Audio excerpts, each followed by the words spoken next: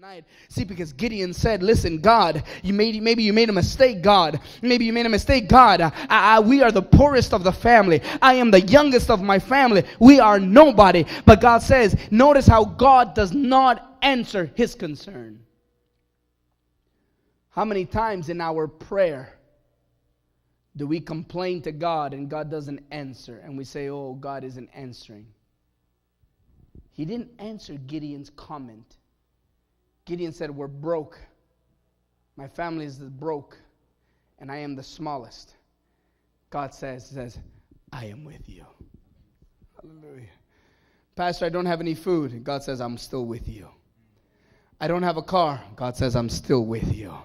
I don't have clothes. I'm still with you. I don't have a house. I'm still with you. I don't have shoes. I'm still with you. I don't have any money. I'm still with you, God says. See, fire of God, God is saying to us today, I do not care what you may be going through. What we have to care is that God is with us. He said it very closely to Gideon. Gideon, I don't really care. He says, but thou shalt smite the Midianites as one man. And he said unto him, if I now have found grace in thy sight, that thee show me a sign that thou talketh with me. And I finish with this. Listen to this. Here he makes a crucial mistake. That here Gideon says, Lord, give me a sign. What greater sign than the voice of God to our hearts? What more does God have to do in order for us to trust what he is saying? He said, give me a sign that you really talketh with me. Was it not enough that God was speaking to his heart? We ask and we say, well, the word sounds good. Everything sounds good. But I don't know if it was really for me. And God says, what more do I have to do for you to believe that I am with you? What more must I do in order for us to arise and get mad at the situation so that we may be able to do something about it?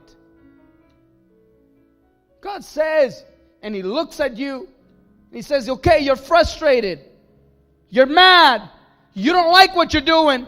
You don't like where you're living. You don't like what you're driving. You don't like the money you're making. God says, then do something about it. I gave you the wisdom to overcome. I gave you the ability to make life better. For he said, I have come to the earth that you might have life and life more abundantly. We think it's up to God, but it's not up to God. It's up to us. Everything, he said, that your hand touches shall prosper. And everywhere your foot shall tread, that land shall be yours. So now, if you don't touch, it doesn't prosper. And if you don't walk, it's not yours. He left it up to us.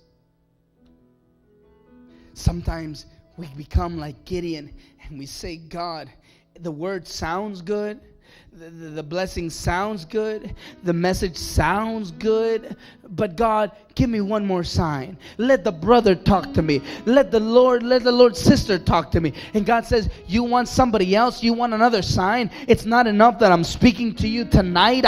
It's not enough that I kept you alive while the enemy wanted to kill you, simply so I can come into this place and tell you that I am with you all the days of your life. Is that not enough? Now, fire of God, I may ask you here tonight, how many of you are like Gideon that are hiding the food so the enemy doesn't come and steal it? You don't have to raise your hand. But how many Christians today live in a state of fear because they don't think that they're going to make it the next day? They live in a state of fear and they say, how am I going to make it? What if this happens? What if that happens? Let it happen. Doesn't the Bible say that whatever the enemy meant for evil, God should turn it around for good? So let it happen.